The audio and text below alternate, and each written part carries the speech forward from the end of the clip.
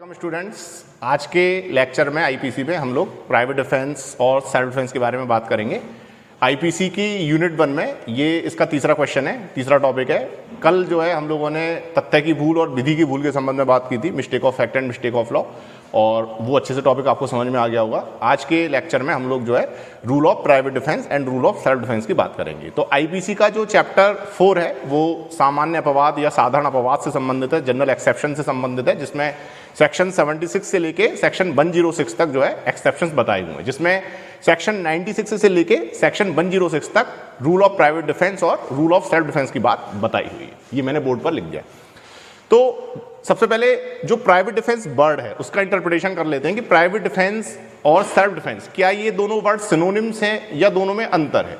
तो private defence का मतलब होता है, डिफेंस का मतलब क्या होता है, बचाव, और जब उसके आगे प्राइवेट लगा हुआ है तो प्राइवेट डिफेंस का मतलब क्या हो गया कि जब कोई व्यक्ति अपने आप को बचाने के लिए या अपनी संपत्ति की सुरक्षा के लिए या किसी अन्य व्यक्ति को बचाने के लिए या किसी अन्य व्यक्ति की संपत्ति की सुरक्षा के लिए हमलावर के विरुद्ध युक्तियुक्त बल का प्रयोग करता है, तो वो वहां पर जो उसके द्वारा हमलावर के विरुद्ध अपनी सुरक्षा हेतु युक्तियुक्त बल का प्रयोग किया जा रहा है वो डिफेंस की कैटेगरी में आएगा, और इसलिए उसके लिए उस व्यक्ति को लायबल नहीं माना जाना चाहिए।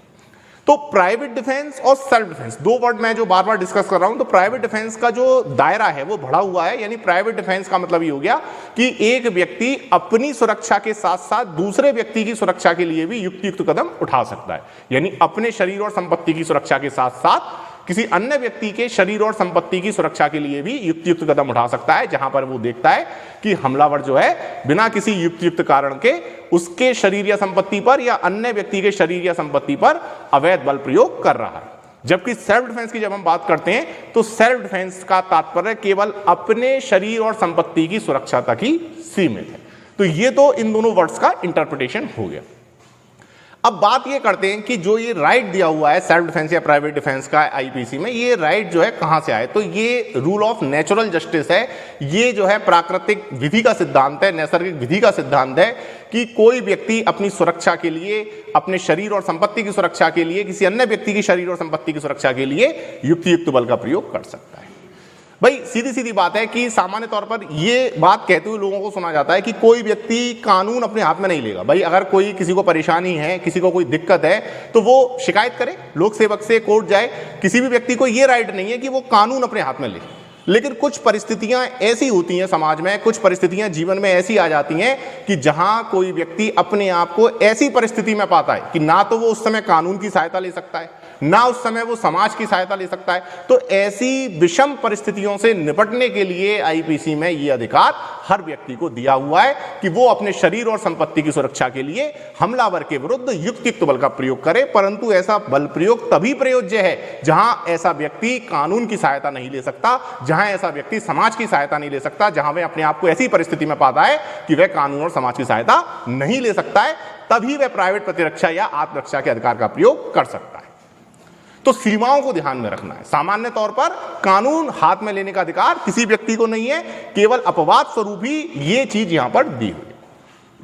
तो सेक्शन 96 एक नियम को प्रतिपादित करता है कि कोई बात अपराध नहीं है जो प्राइवेट प्रतिरक्षा के अधिकार के प्रयोग में की जाए। यानी कहने का मतलब है कि अपने शरीर और संपत्ति की सुरक्षा के लिए जब कोई व्यक्ति अपने आप को बचाने के लिए, अन्य को बचाने के लिए युक्तियुक्त बल का प्रयोग करेगा तो वहां पर उसका कार्य अपराध की श्रेणी में नहीं आएगा। लेकिन फिर वही बात आती है कि प्राइमा फेसी, जैसे ए जो है वो बी पर अटैक करता है, ए बी पर गोली चलाने वाला है, और बी अपने आप को ऐसी पोजीशन में पाता है कि अगर ए को नहीं रोका गया तो वो जो है बी को मार देगा, और उस समय ना कानून की सहायता ली जा सकती है, ना समाज की सहायता ली जा सकती है, और अपने आप को बचाने के लिए बी क्या करता है, जिससे पहले ही कि ए उसको शूट करे उससे पहले ही ए की मृत्यु कारित कर देता है। तो यहां पर भले ही कार्य प्राइवेट डिफेंस या सेल्फ डिफेंस में किया गया है, लेकिन ये सबूत का भार जो होगा, ये साबित करने का भार जो होगा, ये बी पर ही होगा। यानी प्राइमा फेसी प्रथम दृष्टया क्या होगा कि एफआईआर बी के नाम पर लिख ली जाएगी कि उसने जो है ए को मारा है।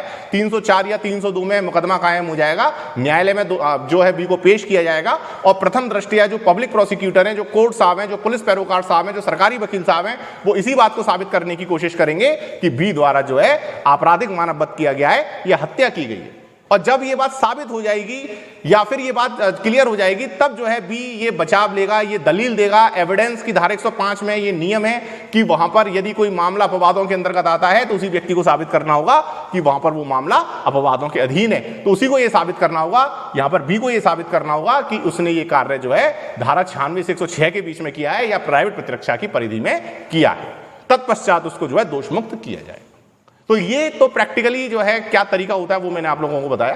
तो 96 जो है आपको समझ में आ गया होगा, यानी 96 एक जनरल रूल की बात करता है कि प्राइवेट प्रतिरक्षा के अधिकार में की गई बातें अपराध नहीं मानी जाएंगी। और इसका जो अपवाद है वो 99 में अपवाद, जैसा कि मैंने आपको बताया कि इस अधिकार का प्रयोग कब किया जाएगा। तो नियम 1 क्या हो गया कि जहां समाज या कानून की सहायता प्राप्त नहीं की जा सकती है वहां इस अधिकार का प्रयोग किया जा सकता है। और नियम नंबर 2 ये है कि ये जो अधिकार है प्राइवेट प्रतिरक्षा या आत्मरक्षा का, ये जो अधिकार है ये जो है ढाल के तौर पर प्रयोग में लाया जाएगा, तलवार के तौर पर नहीं।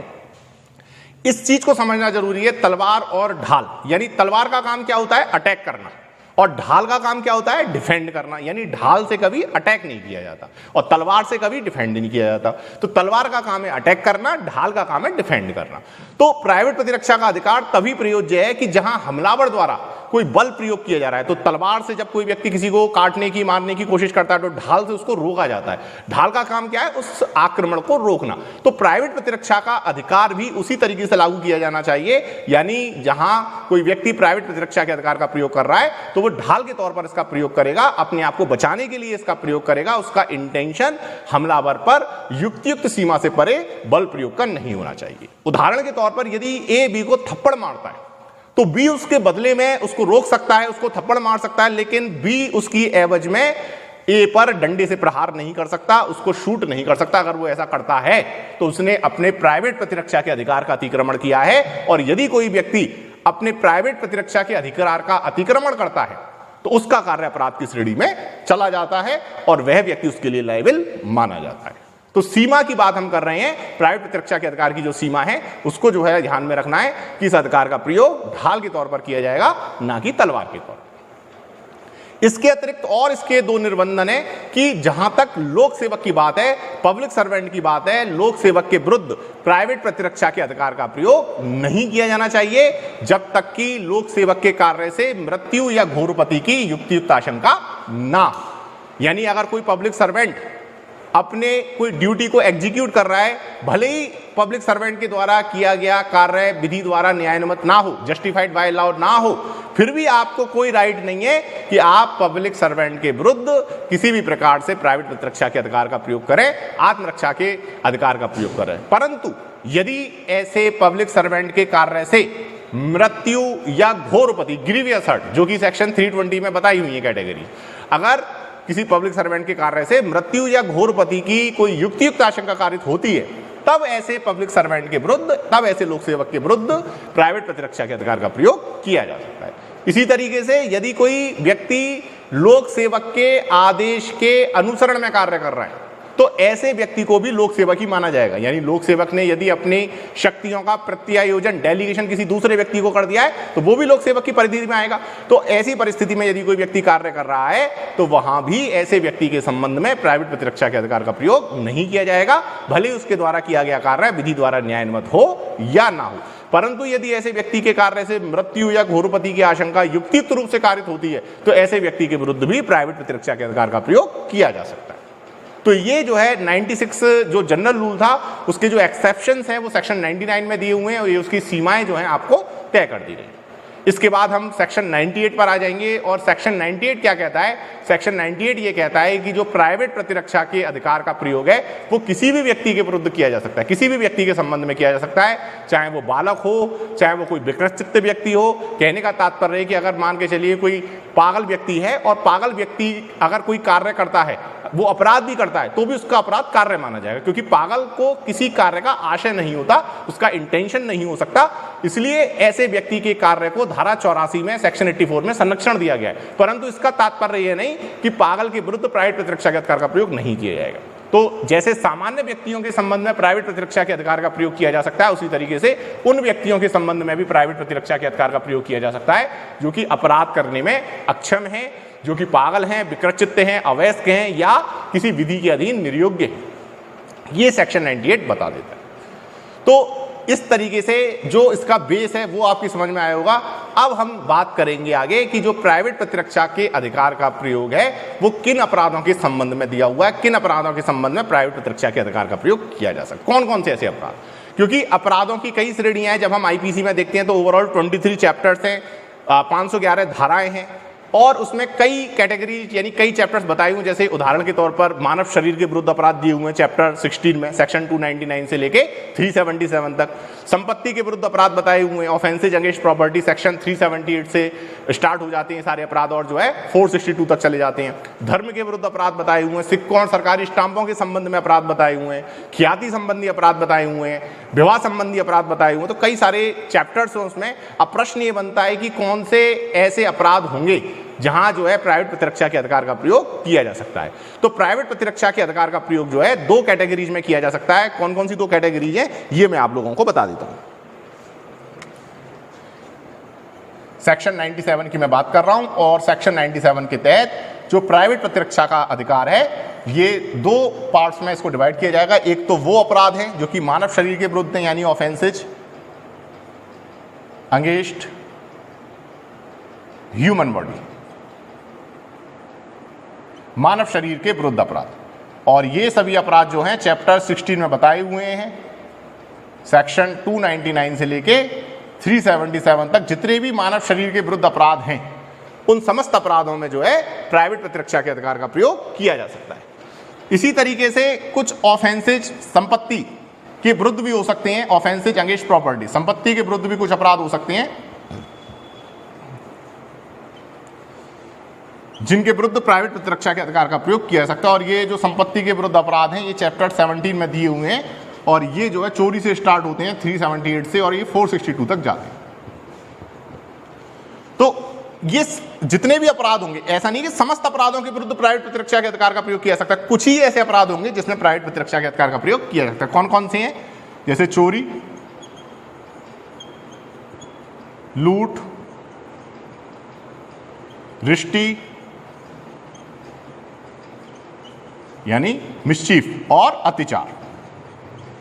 ये चार ऐसे अपराध हैं संपत्ति के विरुद्ध जिसमें प्राइवेट प्रतिरक्षा के अधिकार का प्रयोग किया जा सकता है। तो मानव शरीर के विरुद्ध जितने भी अपराध हैं उन समस्त अपराधों के संबंध में प्राइवेट प्रतिरक्षा के अधिकार का प्रयोग किया जा सकता है। चैप्टर 16 में जितने भी ऑफेंसेस दिए हुए हैं फ्रॉम सेक्शन 299 टू 377 उन समस्त अपराधों के संबंध में प्राइवेट प्रतिरक्षा के अधिकार का प्रयोग किया जा सकता है। लेकिन चैप्टर 17 में जो संपत्ति के विरुद्ध अपराध है उनके संबंध में भी प्राइवेट प्रतिरक्षा के अधिकार का प्रयोग किया जा सकता है, परंतु ये कुछ अपराधों तक ही सीमित है। इन अपराधों के अंतर्गत ही प्राइवेट प्रतिरक्षा के अधिकार का प्रयोग किया जा सकता है। अब अगला प्रश्न यह बनता है कि इन अपराधों के अंतर्गत प्राइवेट प्रतिरक्षा के अधिकार का प्रयोग करते हुए कब जो है हमलावर की मृत्यु कारित की जा सकती है। प्राइवेट प्रतिरक्षा के अधिकार से तात्पर्य यह नहीं है कि आप हमलावर की मृत्यु कारित कर दें। मैंने आपको बताया था कि प्राइवेट प्रतिरक्षा के अधिकार का मतलब यह है कि आप हमलावर के विरुद्ध उतना ही बल प्रयोग करें जितना कि उस मामले में आवश्यक है। ढाल के तौर पर अधिकार का प्रयोग किया जाए, थप्पड़ का जवाब थप्पड़ से दिया जाए, वहां पर थप्पड़ का जवाब यदि बंदूक से दिया जाएगा तो प्राइवेट प्रतिरक्षा के अधिकार का अतिक्रमण मान लिया जाएगा। लेकिन कुछ ऐसे भी अपराध होंगे जहां प्राइवेट प्रतिरक्षा के अधिकार स्वरूप, प्राइवेट प्रतिरक्षा के अधिकार के स्वरूप हमलावर की मृत्यु कारित की जा सकती है और वो जो अपराध हैं वो मानव शरीर के विरुद्ध के अंतर्गत भी बताए गए हैं और वो संपत्ति के विरुद्ध अपराधों के संबंध में भी बताए गए हैं। तो वे कौन कौन से अपराध हैं इनमें से जिसमें कि प्राइवेट प्रतिरक्षा के अधिकार के अंतर्गत हमलावर की मृत्यु कारित की जा सकती है? ये सेक्शन 100 में बताए हुए हैं। सेक्शन 100 में उन मानव शरीर के विरुद्ध अपराधों की बात की गई है जिसमें कि हमलावर की मृत्यु कारित की जा सकती है। इसी तरीके से सेक्शन 103 यानी सेक्शन 103 में उन संपत्ति के विरुद्ध अपराधों की बात की गई है जिसमें कि प्राइवेट प्रतिरक्षा के अधिकार का प्रयोग करते हुए हमलावर की मृत्यु कारित की जा सकती है।